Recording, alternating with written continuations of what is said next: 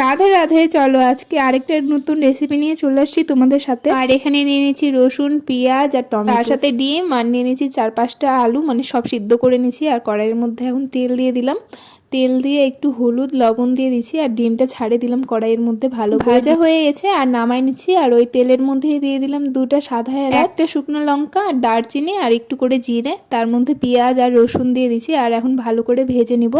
ভালো করে ভাজা হয়ে গেলে টমেটো দিয়ে দিব, টমেটো দিয়েও ভালো করে ভেজে নিব।